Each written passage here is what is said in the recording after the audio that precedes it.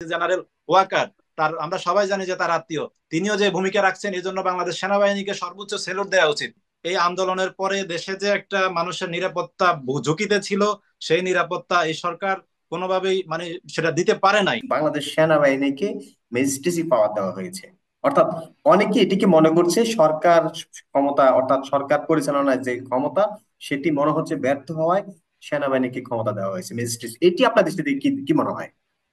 গেছি আমি বলি আপনাকে, এই সেনাবাহিনীকে ম্যাজিস্ট্রেসি পাওয়ার আরো অন্তত বহু আগে দেওয়া উচিত ছিল।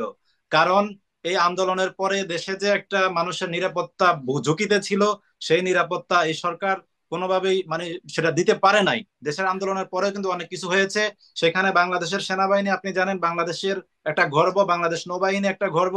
এদেরকে যদি আরো আগে পাওয়ার দেওয়া হইতো, তাহলে বাংলাদেশে এই বিশৃঙ্খলা গুলো হইতো না, চাঁদাবাজি গুলো হইতো না।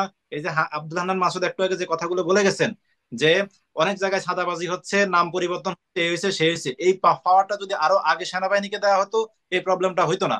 এখানে আমি আপনাদেরকে আরো একটা কথা বলি, বাংলাদেশ সেনাবাহিনী সে যে হোক, অন্তত বাংলাদেশের জন্য কাজ করে। বাংলাদেশের এই এই যে দুর্যোগ মুহূর্তে, যে শেখ হাসিনার এই যে যে স্বৈরাচারী আচরণ, সে স্বৈরাচারী আচরণের মধ্যেও তার আত্মীয়, এই যে জেনারেল ওয়াকার, তার আমরা সবাই জানি যে তার আত্মীয়, তিনিও যে ভূমিকা রাখছেন, এই জন্য বাংলাদেশ সেনাবাহিনীকে সর্বোচ্চ সেলুট দেওয়া উচিত।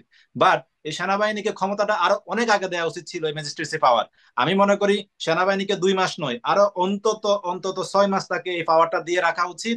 তাহলে সেটা বিএনপির হোক বা আওয়ামী লীগের হোক বা অন্য কারো হোক, যে যে দুষ্কৃতিকারীরা রয়েছে, তারা অন্তত বাংলাদেশে এই যে অনিয়ম করার জন্য এই ইয়াগুলো করতে পারবে না। আমরা এটাও দেখেছি ওকে। যে যখন কোন নেতার বিরুদ্ধে কোনো চাঁদাবাজির অভিযোগ